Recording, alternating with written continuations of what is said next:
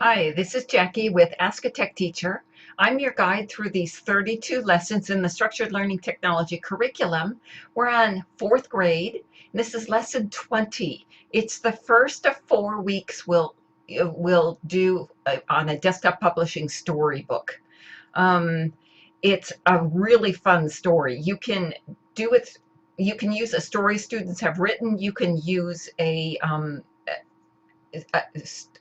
text that supports history or science or something like that they're covering, as long as you have about 7 or 8 pages tied together by this theme, it's going to work fine. Because what you want to do is have a cover that tells the story in a picture and a title that ties everything together in a couple words, then 6 or 7 pages that are images and text that goes along, that they both say the same thing and they both tell the story, and then an ending, and then about the author page.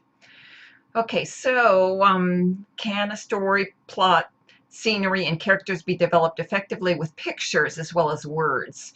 So you want students to understand, as they probably do, you want them to continue to understand that pictures tell a potent story. They aren't just decoration. They're to communicate ideas that the student, they say the same thing as what the student's talking about. If they're talking about a dog, they don't put a picture of a cat because they think, well, they're pets. So you want that to be, once again, firmly reinforced by them so that when it starts to make a difference for their school projects, they're ready for it. Stories require plot development, effective scenery, and strong characters to engage the reader. So whatever you cover, you want to have it interesting. Even if it's nonfiction, you want it to be interesting to the reader. So between the pictures and the text, these should do that. Make sure you understand the writing conventions being covered by your grade level team so you can reinforce those as you're working with students on this project.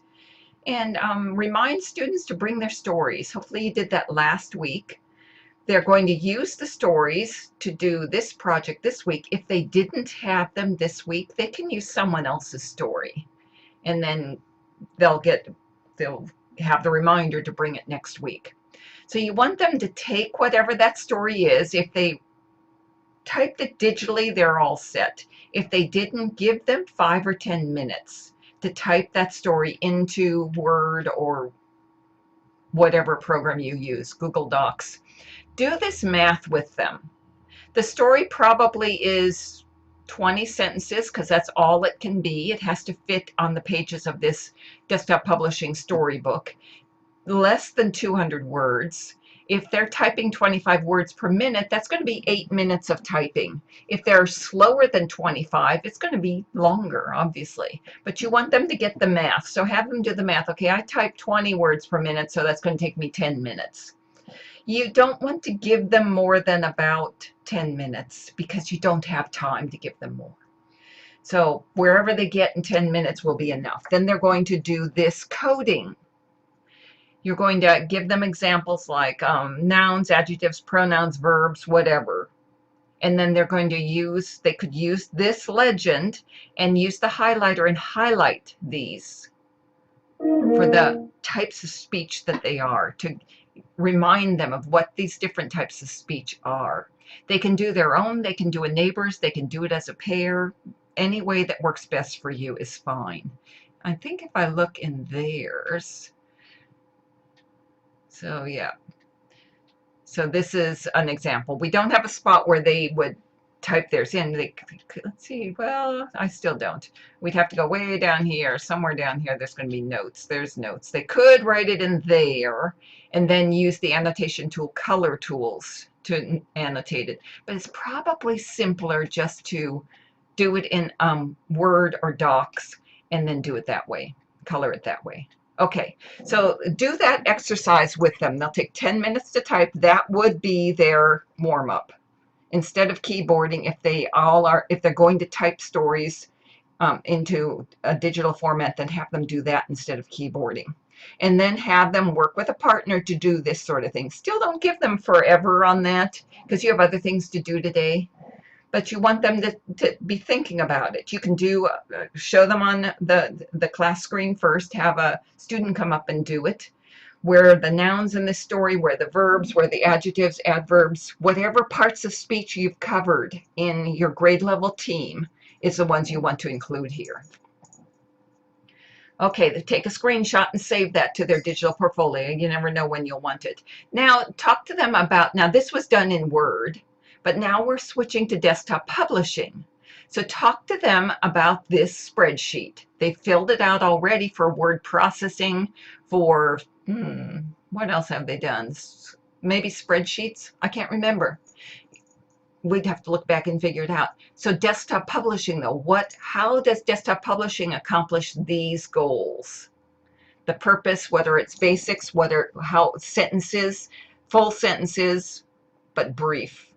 Whereas a slideshow, those are going to be phrases. Word processing is full, detailed sentences. So differences, presentation, desktop publishing, you don't really present desktop publishing. You give it to someone and they look through it and they ooh and ah at it. But it's not the type of thing you stand in front of a classroom and you show it to people. Slideshows and spreadsheets could be. Slideshows definitely, spreadsheets could be. So here's a completed one down here. This is their student workbook. They have this, but if you let them see this, then you want to ask them questions when in case they parrot this to you, then ask them what they mean by that. So we make sure they don't parrot too closely without understanding. Okay, so then open the drawing program you use, because you can introduce, let's back up a minute. Introduce the project they're going to do. It's going to be a storybook. They have it in their book, so have them just kind of go forward and look at this. Here's the cover, here are the interior pages with the story, here's the about the author at the end. This is what they're going to do. Nothing complicated, nothing too crazy. It should be, when they see this, they'll feel like, okay, I can do this. They've done all this. They've put pictures and put text on them before. They've put a background. They've put clip art. They've put words and a title on pages before. So this is nothing too outrageous for them. Pick the tool you use in your classroom. It could be desktop. It could be Publisher. It could be Draw. It could be, these are online tools you might use. These are iPad tools. Pick the one you use. There's more here, lots of options. So it really doesn't matter what you use as long as you go by, let's go back to their example, as long as you're thinking of this sort of presentation. Desktop publishing is very visual, multimedia. It's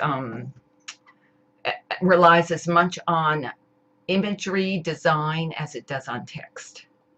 Okay, so but now we got that. So now have them go into their drawing program and draw a picture for this cover. They know what their story is because they wrote it already. They might have it in front of them.